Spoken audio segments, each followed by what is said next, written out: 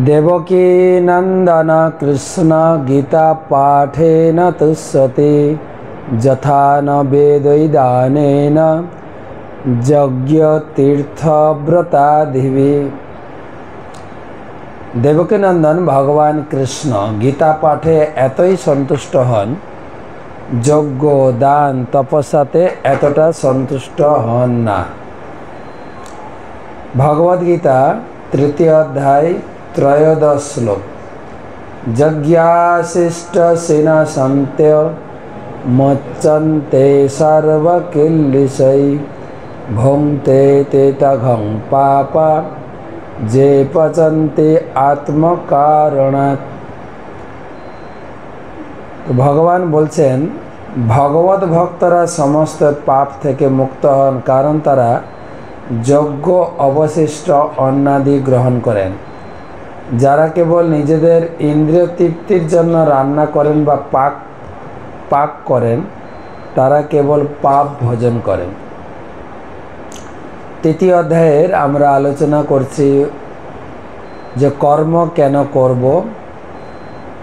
তারপরে ভগবান বলেছেন যজ্ঞ সহ আমাদেরকে সৃষ্টি করেছেন, তোমরা যজ্ঞ করবে। যজ্ঞ করলে দেবদেবীরা তোমাদের যা দরকার খাদ্য বস্ত্র বাসস্থান সব দেবদেবীরা দেবেন, কিন্তু শর্ত হচ্ছে দেবদেবীদেরকে নিবেদন করে তুমি ভোগ করবে। যদি দেবদেবীদের নিবেদন না করে ভোগ করো তাহলে তুমি একটা চোর। তাহলে আমরা যারা ভগবানের ভক্ত হচ্ছে আমরা দেবদেবীকে ভোগ লাগাবো? তখন ভগবান এটাই সমাধান করছেন, আমার ভক্তরা আমাকে ভোগ লাগিয়ে খাবে, তাদেরকে আর দেবদেবীকে ভোগ লাগাতে হবে না। যজ্ঞাশিষ্ট সিন সন্ত, যেহেতু ভক্তরা আমাকে নিবেদন করে খায় তাই তারা সমস্ত পাপ থেকে মুক্ত হয়ে যায়। কিন্তু যারা নিবেদন করে খায় না তারা এক পক্ষে চোর আর তারা মুঠো মুঠো পাপ খায়।